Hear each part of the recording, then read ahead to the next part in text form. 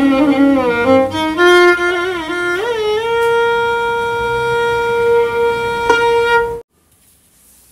మంచి కథ చెప్పవా? ఒక మంచి కథ. ఈ కథ నేను రాసిందే, ఇందులో సత్యం ఉంది. ఒక గురూజీ ఉంటాడు, చాలా ఫేమస్ అతను, ప్రపంచవ్యాప్తంగా ఫేమస్. అయితే ఆ గురూజీ స్పెషాలిటీ ఏంది, ఎప్పుడు ప్రవచనాలు ఇయ్యడు. ఇక్కడ ప్రతి గురూజీ ప్రవచనాలు ఇస్తాడు కదా, స్టేజ్ ఎక్కగానే మైక్ దొరకగానే వదలకుండా సావగొట్టదు మరి. కానీ గురూజీ ఎప్పుడు ప్రవచనాలు ఇయ్యడు. కానీ ఎంతమంది వచ్చినా పర్సనల్గా మాట్లాడతాడు. సో అందరూ ఈ గురూజీ వల్ల లబ్ధి పొందిన వాళ్ళే. అయితే గురూజీ దగ్గర ఒక చిన్న సూత్రం ఉంటుంది, ప్రవచనాలు ఇయ్యడు, ఎవరు వచ్చినా పర్సనల్గా మాట్లాడి సొల్యూషన్ చెప్పవలసిందే. అంటే రోజంతా గురూజీ దగ్గరికి ఇంకోటి నిమిషం 2 నిమిషాల కంటే ఎక్కువ చెప్పకూడదు సమస్య. తర్వాత గురూజీ చెప్పిందని నువ్వు తూచ తప్పకుండా పాటించాలి. అంటే మనసా వాచా కర్మణ గురువు చెప్పిన సలహాని పాటించే ఉద్దేశం ఉంటుంది. గురూజీని కలుస్తాను. సో అట్లా గురూజీ క్వైట్ ఫేమస్. అట్లా చాలామంది గురూజీ దగ్గరకు వచ్చి గురూజీ వల్ల లాభం పొందిన వాళ్ళే. అయితే చాలామందికి బెనిఫిట్ అయింది. ఎప్పుడు కలిసినా గురూజీ ఇచ్చిన సలహా పాటించాను, చాలా బాగుంది. జన్మదిన వేడుకలకు వచ్చినప్పుడు దేశ విదేశాల నుంచి జనాలు వచ్చి మంచిగా మాట్లాడుకుంటారు, అంత ఓకే. సో ఒకానొక రోజు గురూజీ మరణించాడు. సో మరణించాడు, మనం ఆధ్యాత్మిక పరిభాషలో చెప్పుకోవాలి కాబట్టి శివైక్యం పొందాడు. లేకపోతే ఆయన ఆత్మ పంచభూతాల్లో విలీనమైంది, లేకపోతే ఆయన శరీరాన్ని వదిలేశారు, ఇట్లాంటివన్నీ జనాలు చెప్పుకుంటున్నారు. జనాలు తండోపతండాలకు వచ్చారు. కండిషన్ ఆల్రెడీ, నేను మరణించినప్పుడు బాధపడకూడదు గురూజీ ఎప్పుడు చెప్పేది ఏకాంతంగా ఉన్నప్పుడు, అందుకని ఎవరు బాధపడట్లే. రెండోది, నేను మీకు ఇచ్చిన సలహా నేను మరణించిన తర్వాత షేర్ చేసుకోవచ్చు. ఆ రోజు గురూజీ పెద్ద సభ జరిగింది, అది 9 రోజులు. సో అందరికీ ఒక్కొక్క నిమిషం సమయం గురూజీ ఇచ్చిన సలహాలు చెప్పుకోవచ్చు. వినగా వినగా అందరికీ ఏం తెలుసుంటే గురూజీ ఒక్కటే మాట చెప్పాడు అందరికీ, ఒకటే మాట, పట్టించుకోకు. ఇంతకు మించి వేరే చెప్పంది లేదు అసలు. ఆ పట్టించుకోకనే మాటనే ఆయన ఇచ్చిన జీవితకాలం సలహా సూచన. ఎంత పెద్దది రాని ముందైతే పట్టించుకోకు, సరేనా, పో. ఇప్పుడు చూడు ప్రాబ్లమ్స్, మా పిల్లలు సరిగ్గా చదువుతలేరు, ఏం చేయాలి, నాకైతే పిచ్చిలేస్తూ నిద్ర పడతలేదు. ఇప్పుడు చెప్పు గురూజీ ప్రాబ్లమ్సా, నీ తలకాయ. ఇప్పుడు నేను ప్రాబ్లం చేయను, నువ్వు గురూజీ పట్టించుకోకు అంతే. మరి నాకు ఇట్లా హెల్త్ ఇష్యూస్ వచ్చినాయి, తర్వాత నేను తిండి మీద నాకు ధ్యాస ఎక్కువైపోయింది, ఇది ఏం చేయాలని అర్థమవుతలేదు. కొంతకాలం పట్టించుకోకు, కొంతకాలం కూడా లేదు, పట్టించుకోకు. 1 వర్డ్, తారక మంత్రం. అందరికి సేమ్, కానీ అది ఎవరికి తెలియదు ఎంతకాలం. అంటే సీక్రెట్. పట్టించుకోకు, ఓం నమః శివాయ లాగా పట్టించుకో. ఎవడు వచ్చినా అదేగా చెప్పేది. పట్టించుకోకు నాయన, పట్టించుకోకు, అంత సర్దుకుంటుంది, పో. తర్వాత ఇట్లా బిజినెస్ చేస్తున్నా ఇట్లా దోషం ఉందని ఎవరో చెప్తున్నారు, పట్టించుకోకు. పని మీద దృష్టి పెట్టి ఏది పట్టించుకోకు నాయన, పో. తర్వాత మా పిల్లలు అమెరికాలో ఉన్నారు, ఎట్లున్నారో ఏమో నాకు వస్తుంది, అంత బాగానే ఉంటుంది, పట్టించుకోకు. సో ఈ పట్టించుకోకు అనేది నిజంగా చాలా ఎక్సలెంట్ ఇన్సైట్. నిజంగా ఇది వర్కౌట్ అవుతుంది. ఏదో కథ కోసం చెప్పింది కాదు, ఎగ్జాక్ట్లీ నేను చేసేది అదే. పట్టించుకోండి దేన్ని, పట్టించుకోవద్దంటే నిన్ను పట్టించుకోవద్దని కాదు, నీకు బియాండ్గా ఉన్నది ఏది సీరియస్గా తీసుకోకని. అంటే ప్రతిదాన్ని పట్టించుకొని పీకేది ఏమీ లేదు, నువ్వు అది కూడా తెలుసుకో. రోడ్డు మీద ట్రాఫిక్ పెరిగింది, పట్టించుకోకు, ఎందుకంటే నువ్వు క్లియర్ చేయలేవు, అనవసరంగా వ్యాఖ్య చేసి వేస్ట్.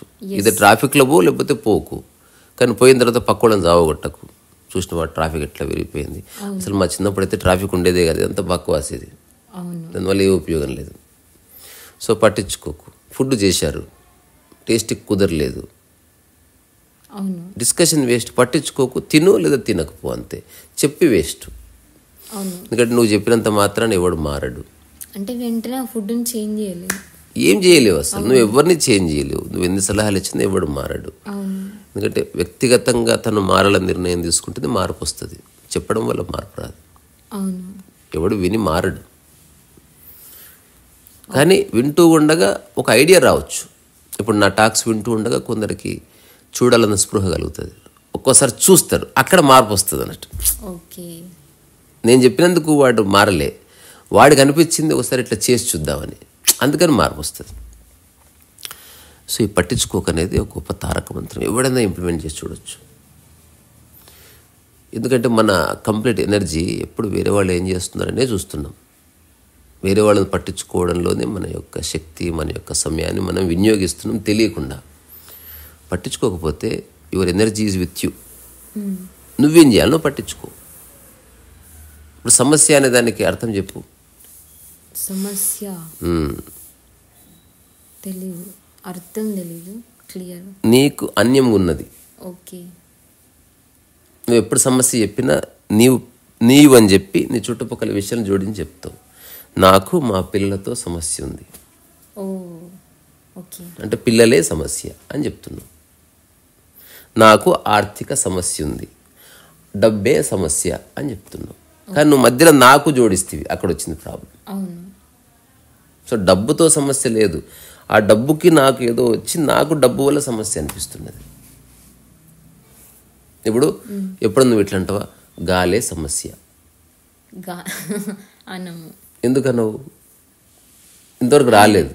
కానీ ఒకడికి ఎవరికన్నా ఒకడు ఉన్నాడు, వాడికి ఎక్కువ గాలి తగిలితే ఆస్తమా వస్తుంది. ఓకే. అప్పుడు వాడు ఖచ్చితంగా నాకు గాలితో సమస్య. అవును అంటాడు కదా ఖచ్చితంగా.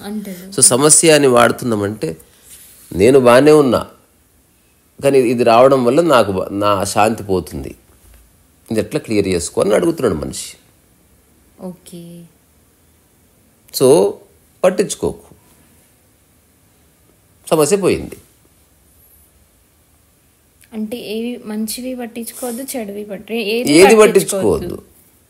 ఇది ఎవరంటే ఏది పట్టించుకోవద్దు, ఓన్లీ నువ్వేం చేయాలో అది మాత్రమే నీ పని. ఉదాహరణకి నాకు ఆర్థిక సమస్యలు ఉన్నాయి అంటే దాని అర్థం ఏంది? ఆర్థిక సమస్యలు ఉంది, నేను చాలా డబ్బు కోల్పోయినా, దీనివల్ల నా బంధువులలో ఇజ్జత్ పోతుంది అంటారు కదా జనాలు. పట్టించుకోకు.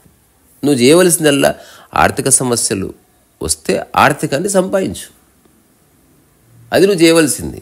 మిగతాదంతా బక్వాస్, అంతే కదా. అవును.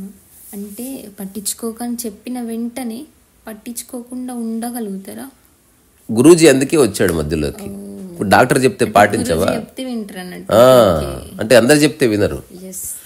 కొన్ని గొంతులకి, కొన్ని మాటలకి, కొందరి రూపాలకి మాత్రమే క్రెడిబిలిటీ ఉంటుంది. వాళ్ళు చెప్తేనే వినబుద్ధి అవుతుంది, వాళ్ళు చెప్పితేనే ఆచరిస్తారు. మిగతా ముఖ్యమంత్రి చెప్పినా ఆచరించరు. అది ఒక ఇద్దరి మధ్యన అసలు సయోధ్య కుదురుతుంది. ఆ క్రెడిబిలిటీకి ఎక్కడి నుంచి వస్తుంది తెలుసా? ఆ వ్యక్తి యొక్క clean heart, clean life style, clean living నుంచి ఆ శుద్ధమైన వాక్ వచ్చినప్పుడే దానికి ఆ మంత్రం అవుతుంది. అది ఇప్పుడు ఆచరించని వాడు ఎంత చెప్పినా వినరు. ఓకే. ఒంటి మీద బట్టలేని ఒక స్వామీజీ అయినా సరే అతను చెప్తున్నది, అతను జీవిస్తున్నది, అతను ఆచరిస్తున్నది ఒకటే అని తెలిసినప్పుడు తనకి చాలా శక్తి వచ్చేస్తుంది. సో జీవితంలో ఇది ఒక అంటే ప్రాక్టికల్గా అంటే అతను జీవిస్తున్నాడు అట్లా జీవిస్తున్నవాడు చెప్పినప్పుడు దానికి ఒక శక్తి ఉంటుంది అనమాట. అంటే ఏదైతే అనుకుంటారో అదే చెప్తారు, అదే చేస్తారు. కర్మణ. ఇదంతా ఆషమాషి వ్యవహారం కాదు అది. అట్లా. సో అలా ఎవరైతే ఉంటారో వాడు అత్యుత్తమమైన మనిషి కింద లెక్క, అంతే. సో ఏదేమైనా చెప్పాలనుకున్నది అంతే, పట్టించుకోకు. మంచి అయినా పట్టించుకోవద్దు, చెడైనా పట్టించుకోవద్దు. అసలు కొంతకాలం ఇది అందరూ చేసి చూడవలసింది. మనకేంది, మనిషికి ఆసక్తి సలహాలు ఇవ్వడం, పక్క వాళ్ళు ఉద్ధరించడం. దీనివల్ల ఏంటంటే సమస్యలు క్లియర్ కాకపోతే నీ ఈగో సాటిస్ఫై అవుతుంది అంతే. పిల్లలకి ఎప్పుడు సలహాలు ఇస్తూ ఉంటారు. మనం ఇంతకుముందు అనుకున్నాను, అదే ఫుడ్ పెట్టి అరే మీకు నచ్చినట్టు తినండిరా, తర్వాత ఎంత అయిపోయినాక విలువండి మొత్తం క్లీన్ చేసుకుందాం మనం, సరేనా అంటే ఎంత బాగా ఎంజాయ్ చేస్తారో. ఆ క్లీన్ చేసుకుంటూ ఇటు నీళ్లు చల్లుకుంటూ పాడుకుంటూ అల్లరి చేసుకుంటూ ఎంతసేపు వీళ్ళకి బట్టలు ఖరాబ్ అవుతాయి. ఇది పద్ధతి, ఇది సంస్కారం అని ఏదో పిచ్చకుట్ల జోలు చెప్తారు. అట్లాంటివి ఏమీ లేవు, హార్మనీ ఉంది. అట్లా చేస్తే చాలా బాగుంటుంది. సో ఏదేమైనా ఇది జస్ట్ కథలాగా చెప్పినప్పటికీ ఇందులో చాలా దమ్ముంది. పట్టించుకోకుండా నువ్వు ఉండగలిగితే చాలా సమస్యలు నీ మైండ్కి ఫ్రీ అయిపోతుంది ఎదుటి వ్యక్తి నుంచి. ఉదాహరణకి ఇక్కడ పక్కన ఒకడు అంటారు ఇట్లా, పట్టించుకుంటే నీ మనసు ఖరాబ్ అవుతుంది. పట్టించుకోకుండా చూడు. సాక్షి భావన యొక్క ఒకానొక స్థితి అది చూడ్డం. రమణ మహర్షి పట్టించుకోడు. ఎదుటి వ్యక్తి వచ్చి ఎన్ని సమస్యలు చెప్పినా, ఏడిసినా, గీ పెట్టినా, అరిసినా సరే ఎలాంటి చెక్కు చెదరని కళ్ళతో అట్లా ఉంటాడు అనమాట. అన్ని చూస్తలేడా, చూస్తున్నాడు. అంటే చూస్తూ చూడకపోవడం, వింటూ వినకపోవడం చాలా గొప్ప స్థితి. పట్టించుకోకుండా ఉంటే చాలా విషయాలు తెలుస్తాయి. కానీ చాలా దమ్ము ధైర్యం ఉండాలి. పట్టించుకోకూడదు.